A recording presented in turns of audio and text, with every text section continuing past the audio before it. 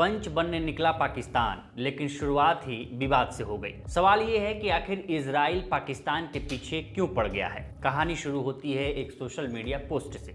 पाकिस्तान के रक्षा मंत्री ख्वाजा आसिफ ने इजराइल पर लेबनान में नरसंहार का आरोप लगाया। उन्होंने इजराइल को बुराई का प्रतीक और मानवता के लिए अभिशाप तक कह दिया। बात यहीं तक रहती तो शायद इतना बड़ा मुद्दा नहीं बनता, लेकिन टाइमिंग ने इस बयान को विस्फोटक बना दिया, क्योंकि उसी वक्त पाकिस्तान खुद एक मध्यस्थ यानी पंच के रूप में पेश कर रहा था खुद को। अमेरिका और ईरान के बीच बेहद अहम शांति वार्ता इस्लामाबाद में होने वाली है। ऐसे में एक देश जो खुद को न्यूट्रल बता रहा हो, उसका इस तरह खुलकर एक पक्ष के खिलाफ बोलना सीधे सीधे उसकी विश्वसनीयता पर सवाल खड़ा करता है।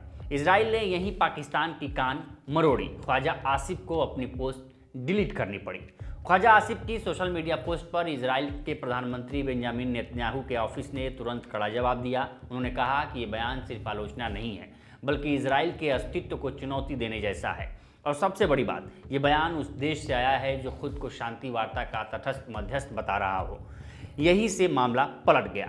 अब पाकिस्तान पर दबाव बढ़ गया, क्योंकि अगर आप पंच हैं तो आपको निष्पक्ष दिखना ही पड़ेगा, वरना दोनों टीम आप पर भरोसा नहीं करेंगी। यही वजह रही कि ख्वाजा आसिफ को अपना पोस्ट डिलीट करना पड़ा, यानी जो बात उन्होंने कही थी उसे खुद ही वापस लेना पड़ा। लेकिन ये सिर्फ एक पोस्ट का मामला नहीं है, इसके पीछे बहुत बड़ा जियोपॉलिटिकल गेम चल रहा है। इस्लामाबाद में होने वाली ये बैठक कोई साधारण मीटिंग नहीं है। अमेरिका और ईरान के बीच तनाव कई सालों से चरम पर है। अब जो बातचीत हो रही है उसमें दांव बहुत बड़ा है। अमेरिका की तरफ से जेडी वेंस नेतृत्व कर रहे हैं, वहीं ईरान की तरफ से मोहम्मद बागार गालिबाफ शामिल हैं। बात सिर्फ युद्ध रोकने की नहीं है, बात है ईरान के न्यूक्लियर प्रोग्राम की, बात है स्ट्रेट ऑफ हॉर्मुज की, जहां से दुनिया का बड़ा हिस्सा तेल का गुजरता है, बात है मिसाइल प्रोग्राम की, और बात है सैंक्शंस हटाने की। यानी अगर ये बातचीत सफल होती है तो पूरी दुनिया पर असर पड़ेगा, और अगर फेल होती है तो हालात और बिगड़ सकते हैं। अब सोचिए, ऐसे समय में अगर मध्यस्थ देश खुद विवाद में फंस जाए तो क्या होगा। यही वजह है कि इजराइल ने इतनी तीखी प्रतिक्रिया दी है। इजराइल नहीं चाहता है कि इस बातचीत में कोई भी देश, खासकर पाकिस्तान, उसके खिलाफ झुका हुआ दिखे, क्योंकि इजराइल को डर है कि इससे बातचीत का नैरेटिव बदल सकता है।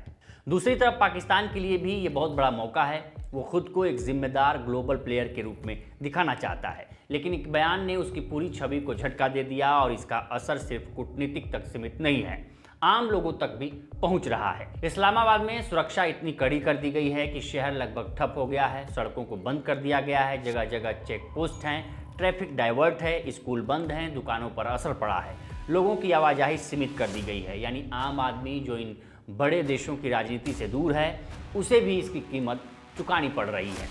किसी को ऑफिस पहुंचने में दिक्कत हो रही है, किसी का कारोबार रुक गया है, किसी की रोज की कमाई ठप हो गई है।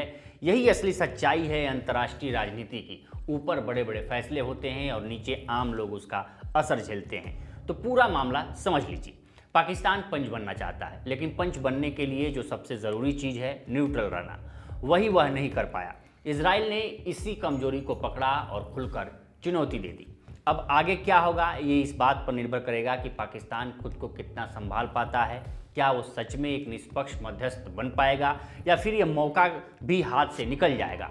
लोकमत हिंदी के इस रिपोर्ट में इतना ही। देश दुनिया की तमाम खबरों के लिए जुड़े रहिए लोकमत हिंदी के साथ। नमस्कार।